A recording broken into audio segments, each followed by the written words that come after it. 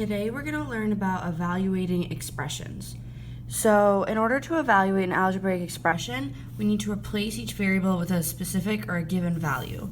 So we call this substitution.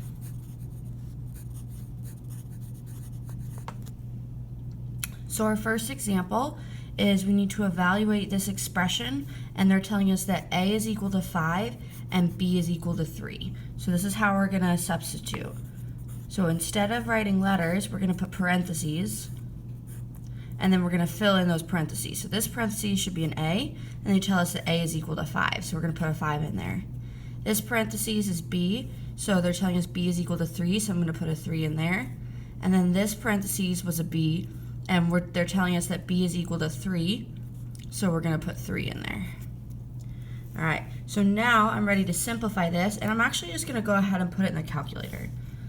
So we're going to do, 2 parentheses 5, close parentheses, parentheses 3, plus 3 parentheses 3.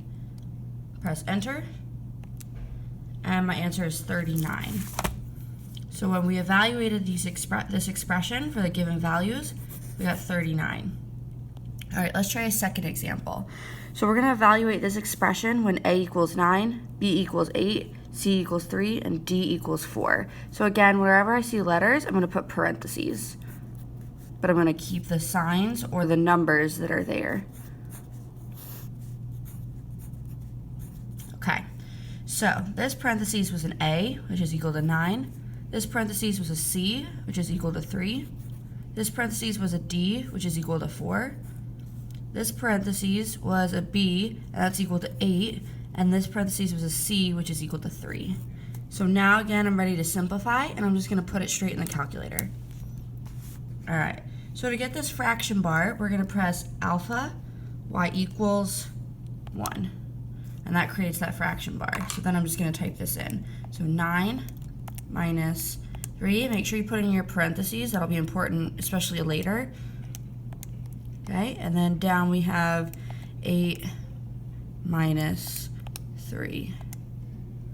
All right, so then when we evaluated this expression for the given values, our answer was 2. All right, let's try something a little bit harder.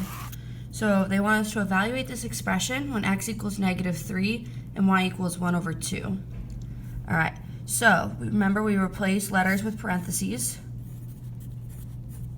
but we keep the numbers and the signs. So this parentheses was an x, and they're saying x is equal to negative 3. This parentheses was a y, and they're saying y is equal to 1 over 2. So we're going to put that in. All right, and again, I'm just going to type it in the calculator. So we have negative 3. And then to get that squared or any exponent, you're going to use this key, the arrow key. So that puts it as an exponent. To get it down from the exponent, we're going to press the right arrow key. Remember, so this is a fraction. Remember, to get our fraction, we're going to use alpha y equals 1.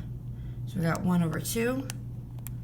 We'll close the parentheses, and then we want a 3 up top, so we're going to use our exponent key, put in a 3, and then go down so it's at the normal level. Now we'll press enter to get our answer. So when we evaluated this expression for the given values, we got 71 over 8.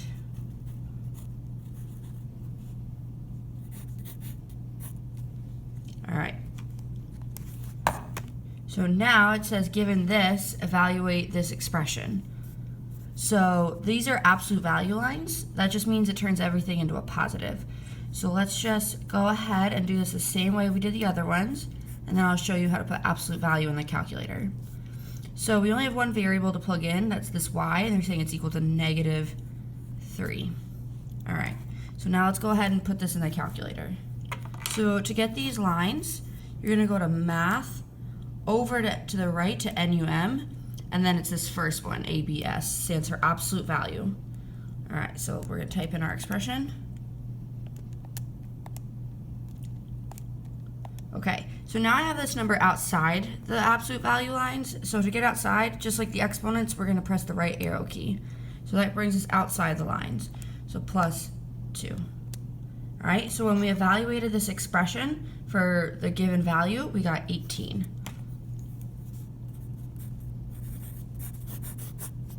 All right. Last type of examples. So it says, what's the value of this expression given that a equals 64 and b equals -5? So we're going to go ahead and do the same thing. We're just going to substitute. And again, wherever we see letters, we have to put parentheses instead. But we keep the signs and any numbers that are already there. All right, so this parentheses was an a, and they're saying that a is equal to 64, so we'll put in 64. This parentheses was a b, and they're saying b is -5. All right, so let's go ahead and plug that into our calculators. So we have -2. All right, in order to get, this is called the cube root. In order to get the cube root, you're gonna go to math, and then number 4. All right, so we got 64. And then I wanna go outside, so just like the exponents and the absolute value, we're gonna press the right arrow key. That brings us outside that radical. So we're gonna do, so plus -5, and then we have that squared. So again, to get that exponent, we press this key.